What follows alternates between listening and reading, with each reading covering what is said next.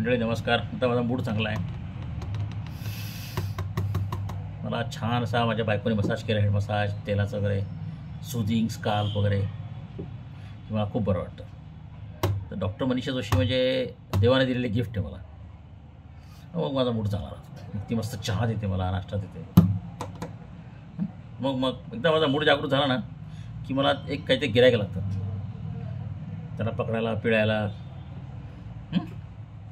आता आज ABP न्यूजवाल्यांनी एक बातमी छापली आहे. त्यांनी असं सांगितलं की शरद पवारांच्या कुंडलीमध्ये असा असा योग आहे, ग्रह बृहस्पती, कोणतं शनी वगैरे वगैरे.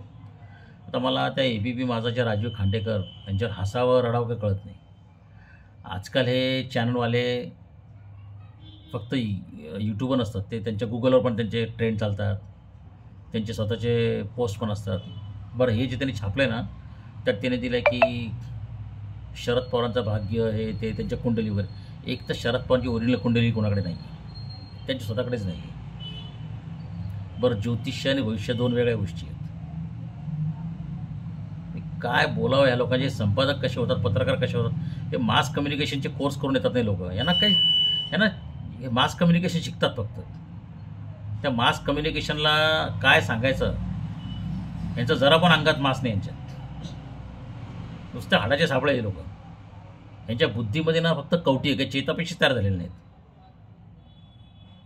अरे भविष्य ही निसर्गातली प्रोसेस आहे, कार्यकारण भाव असतो. भविष्य म्हणजे काय, लोक म्हणतात माझा भविष्यावर विश्वास नाही.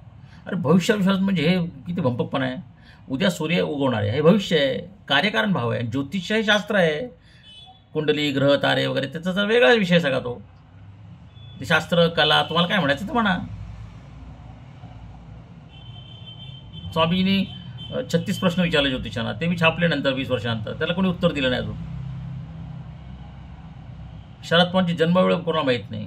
आणि शरद पवारच्या प्रत्येक मतदारसंघात वेगवेगळ्या कुंडल्या आहेत. आणि ह्याच्या पुढची गोष्ट म्हणजे शरद पवार स्वतःच एक गॅलेक्सी आहे. हे माहिती आहे का ABP माझावाल्यानं. 25 वर्ष 30 वर्ष आम्ही घालवले यार त्याच्या मनाचा अभ्यास करायला. आता तुम्ही असं छापून राहिले. बरं, त्यांनी छापलं तर छापलं, खाली काय लिहिलं बरं, ते कुंडली कोणी वाचली, कोण ज्योतिषाचार्य हे नाव नाही. आणि खाली काय लिहिलं परत की या मताशी आम्ही सहमत असू, असं नाही. कारण ABP वाल्यांना पण स्वतःच्या कुंडलीची काळजी आणि भविष्याची काळजी आहे. काय भंपकपण आहे. म्हणजे लोकांचा ज्योतिषावर विश्वास आहे, ते एक्सप्लोर करायचं, निवडणुकीच्या आदल्या दिवशी बातमी द्यायची की शरद पवारचं म्हणजे ही सरळ सरळ पेड भविष्य आहे, ज्योतिष कुंडली आहे. आता किती पैसे दिले राष्ट्रवादीच्या कोणत्या माणसाला मला माहीत नाही. अरे शरद पवार स्वतःच गॅलेक्सी आहे. आणि त्या गॅलेक्सीच्या मध्यबिंदूला जो सूर्य आहे तो स्वतःच सूर्य आहेत. पण ते एवढंच नाही, बारामतीमध्ये शरद पवार हे सूर्य आहेत, कराडमध्ये ते शनी आहेत, नागपूरमध्ये ते बुध आहेत. त्यांचीच गॅलेक्सी, त्यांचा सूर्य, त्यांचेच ग्रह आहेत. आणि ते स्वतःच फिरवत राहतात सगळे ग्रह. आणि चंद्राला जसे उपचंद्र असतात किंवा शनीला उपचंद्र असतात, तसे अनेक उपचंद्र ते न्यूज चॅनलवाले आहेत.